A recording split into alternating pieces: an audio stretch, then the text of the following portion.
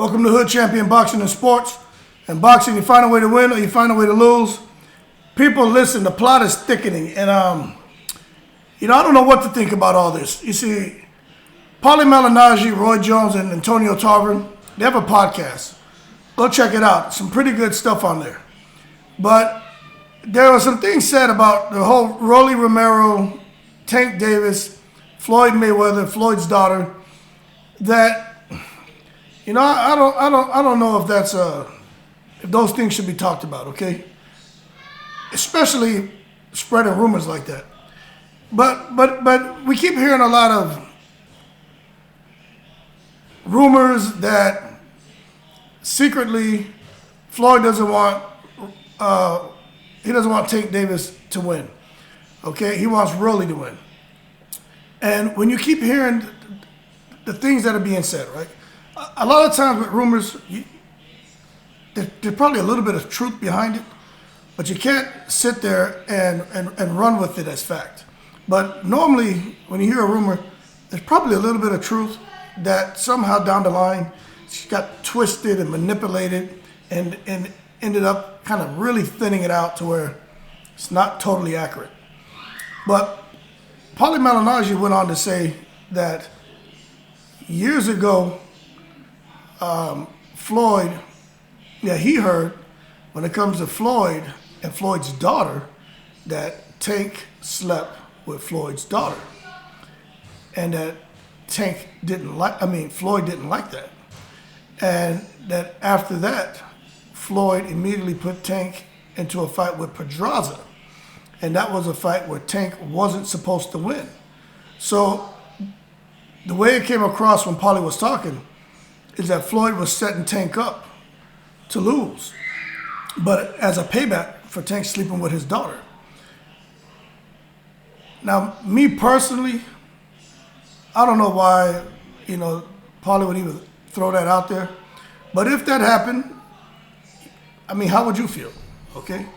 But at the same time, we don't have any control. It doesn't matter if it was his son and he had a female boxer signed to him and the female signed to the son. Some would say you pat your son on the back because it's a double standard, right? But at the same time, I don't think you should pat your son on the back if that happened. If it's business, it's business, and I definitely think there are lines that shouldn't be crossed. Now, who knows if it's true or not? But if Tank did cross that line, I would expect Floyd to be a little pissed off. And it kind of creates another layer in the discussion about what the hell's been going on with Tank and Floyd. It's not something that's happened recently. So if we go back and we start timetabling things, you have where Tank supposedly is interfering with Floyd's daughter. It seemed to have been a mutual thing. Floyd throws him in there with Pedraza. He's supposed to lose. He wins that fight. And then along the way, and then I think even right before that, I remember when Floyd wanted Tank to be out of Baltimore and stay in Las Vegas. I believe Floyd got Tank a house. Floyd furnished the house. Floyd bought him the Jeep. I remember the Jeep because there's videos about it. And Tank's talking about it. He bought him a Jeep. And I think a Rubicon, right? And I remember saying, that's cool that Floyd's taking care of this man. And Gervonta seemed really appreciative. But Paulie Malignaggi goes on in this interview and says that Floyd wanted him to stay in Las Vegas. He wanted Gervonta to stay in Las Vegas. So he got the vehicle, got a place for him to stay, furnished the entire place. And, Floyd's going to give him the best of the best because, Floyd's investing in him. He wanted Gervonta to stay there, be successful, but also he knew what Gervonta could do as far as revenue and how his promotional company could benefit. So anyway, supposedly Gervonta sells the Jeep, and that's one of those, that's one of the expensive ones. That's probably like an $80,000 Jeep, like the top of the line one. Sells the damn Jeep, sells all the furniture in the apartment, or it was one of those penthouses, right? Sells all of that crap, takes the money, buys himself a Mercedes-Benz, and goes back to Baltimore. Now, so if you just listen to those two rumors, that'd be enough to piss you off, okay? especially the thing about interfering with his daughter. But whatever, whatever, man.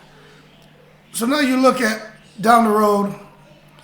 These guys continue down the road trying to work together, and all of a sudden Floyd knows that Tank has trying to make him a pay-per-view star.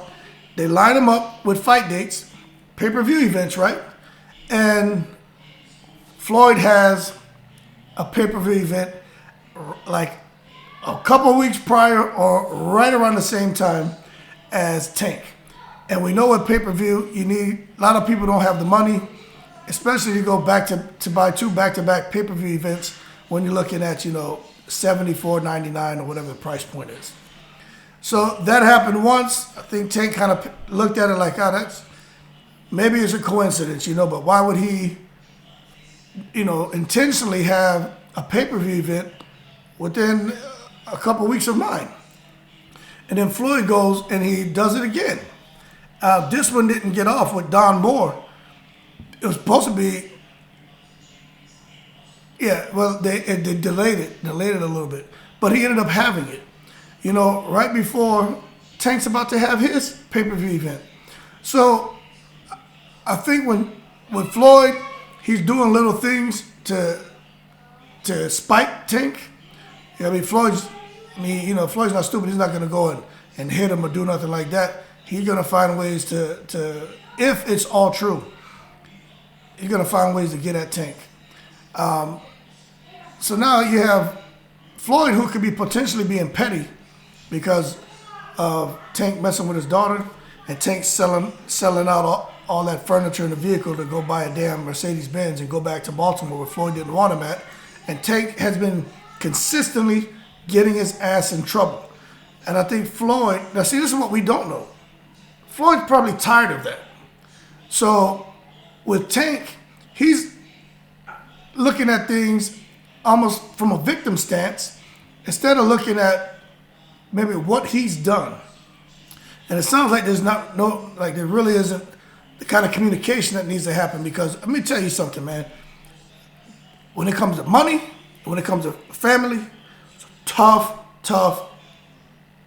issues to confront, because those conversations can go left real quick. You mess with somebody's money, mess with somebody's family, that conversation, that can become very destructive real quick. There's nothing wrong with having a confrontation. Confrontation is healthy, people, as long as it remains constructive. But when it becomes destructive, that's where you have a problem. And when I say destructive, the arguing and nobody wants to listen, that's not good. Now, it can go from destructive, another extreme is, somebody popping a cap in your ass, you know what I'm saying? And it can go that way real quick when it comes to family and money. So you look at where we are now, Floyd pushing, people are wondering, how the hell did Rolly Romero, 14 fights, 12 knockouts, why Rolly Romero? Why would they put Tank in there what some people say is a nobody? Well, if you listen to the rumors, it's because Floyd knows that Rolly is a true pay-per-view star. Rolly comes from a good family. Hey, if you guys aren't watching this All Access, man, you need to watch it. You get to see the difference here, a different side of Rolly. Now, Rolly's crazy. He's a lot of things that have happened to this guy. But you can see good relationship with the mother, the father, has a personality, he's likable, and he's not getting himself caught up in crap. When Rolly dodged that bullet, when it came to whatever happened with that female, those allegations, I don't know if it's true or not. The bottom line is no charges were pressed, right? So you got to give him the benefit of the doubt. Doesn't matter what we think. When he dodged that bullet, that to me put Rolly in a whole other category. Not everybody beats that stuff, people. Not everybody can somehow finagle their way out of it. But whatever. Chris Brown dodged the bullet because he had a recording about the girl and what she was saying to him. But it's very hard when it comes to those kind of allegations for guys to escape from underneath that. And when that happens to you, a lot of people get away. They distance themselves big time. Nobody wants to be associated with someone who's sexually harassed a female, raped a female. Like, people will get the hell away from you with the quickness. From friends, family, business associates, and definitely sponsors and stuff like that. And in boxing, these promoters and promotional companies and networks, they don't want you have nothing to do or be associated with them. You affect their brand. Rolly dodged the bullet. He's back in business. But the thing is, if you watch the training, and I think Rolly has a chance. Will he win? You gotta look at Tank's boxing ability and IQ. But I think Tank wins the fight. If Tank can run, supposedly run from Isaac Cruz and counter and box him, why can't he do that against Rolly? Okay? I just don't see Rolly right now, I just don't see Rolly being able to survive the whole 12 rounds to get a decision if Tank chooses to box the whole 12 rounds. Rolly's chance is going to be if Tank decides to stand there and exchange with him. And I just don't know if Rolly's going to be able to force Tank to exchange. And the way you do that is by cutting the ring off, working in behind your jab. But we'll see. But I give Rolly a chance, slim chance. But this is the thing, like, I want Rolly to win because I like the relationship he has with his dad. Like, that hits home with me. Like, that touches me. You know what I'm saying? Like, I pay attention to stuff like that. It's like Miguel Cotto. I watch the Danny Garcia. I watch all these Earl Spence with his pops, you know? Like, it makes me want to root for the person. Zab Judah. But then I come and I watch Tank and how he came up rough, mother, you know, she got herself in an issue, kids were taken from her. I feel that too, you know what I mean? So going into this fight, I just think, I really think Tank has so many levels to his game and a few more wrinkles than Rolly. Unless Rolly and them have worked on something in the camp that they're not showing us, you know, you got to go with Tank when you look at it on paper. But you got to give Rolly a chance. Look, his dad used to box professionally. You know, I don't know much about Cromwell, his trainer, but I know that he has, you know, Casamayor in there helping him. You can't help but learn something from that. And he's got other Cuban boxers in there just because of his dad being Cuban and having that connection. He's getting. That's why he's been able to develop as fast as he did. He's getting, you know, the type of training, advice, the kind of mentoring that he probably wouldn't have normally received had he not have that Cuban heritage and that connection through his dad, you know. But Rolly is looking sharp. I got to be honest. You're not seeing much about Tank. Tank's kind of gone into the lab right now, and he's just working on himself. And I think when you see him come out Saturday night, I think we're going to see dynamite in that ring between the two of them. Someone's going to get knocked out. And if Tank is really trying to prove a point, I don't think he's going to be stupid and come out the first round and try to slug with him. I think Tank is going to box, and then at probably the mid rounds, if Rolly for some reason tires and starts to let those hands down and get careless, but we know Rolly has a weird style. Could be, you know, he could get himself in trouble, but I'm not counting Rolly out. I am not counting him out, but when you look at Floyd and pushing Rolly and, you know, and all the drama behind the scenes, you know, it's just unfortunate.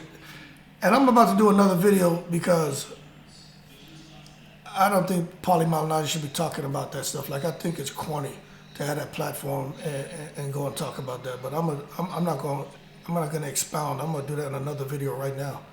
But as far as Floyd, Rolly, and Tank, people, there could be something that's lying, an underlying spitefulness from Floyd to set Tank up to be derailed from him with his events, his pay-per-view events, exhibition bouts being close to Tank's pay-per-view fights, to putting him in with some of these fighters where he was hoping or trying to set Tank up for failure, and to now put him in there with Rolly, who's, you know, bigger than him, stronger than him. I don't know if he hits harder than him, but we're going to find out. He can definitely hit to try to set up a changing of the guard. Because Tank has already gone on record and said that he wants to take control of his own career. And, you know, sometimes promoters do this stuff, man. I'm not saying Floyd's one of them, but Tank just wants to know the business side. He wants to handle his career better. He feels like Floyd isn't handling it the way he should. And I think it's definitely a competition between him and Floyd as far as pay-per-view and pay-per-view sales and these events. As long as Floyd's doing exhibitions, he's going to be in competition with anyone who he's promoting. Okay, Floyd's going to be about himself. He's always been about himself, about his business. When you hear Floyd talk about training and being seen as one of the top, possibly the best boxers ever, Floyd will say, I put on my own gloves. I'm the one who went in there and did the sparring. I'm the one who hit the heavy bag. I'm the one who fought the fights. I'm the one who did all the road work. I'm the one who had the discipline for all these years. So I deserve all the credit. It's not often you hear Floyd talk about, Roger, my dad, Cutman Raphael, Leonard Ellaby, the fat guy who used to box with him on the Olympic team, his cousin who's always there. You don't hear Floyd really go in there and talk. Sometimes he talks about it takes a tremendous team, but he doesn't take time to elaborate on those individuals the way he does about himself. And but he does address them as his team. But at the end of the day, I don't know, man. If Tank lacked loyalty to Floyd, I don't know. But I think if Tank was to separate with Floyd, I think we would get that whole story. I think we would. But it does definitely kind of stir the pot a bit when you start thinking about how the hell can you have somebody that you're promoting who's been with your daughter? If that's true, how can you have how can you have a promoter who's staging his fights within a couple weeks of your fights? And your promoter's a huge pay-per-view draw, and it can affect your pay-per-view sales. So you can just see that could create a lot of bad blood, a lot of tension, and just, a lot of uneasiness between the boxer, promoter, people on the team. They're not their teams. But just leave it as their team. There's another word I wanted to use, man. It slipped my mind, man. But we'll see what happens. But I just want to put that 2 cents out there to you guys. It just really bothers me. I just want to put that 2 cents out to you guys because it really bothers me that something like that may have taken place. And at the same time, I just think it's corny for Paulie to sit there, man. His mouth is too big. But I'm going to stop now.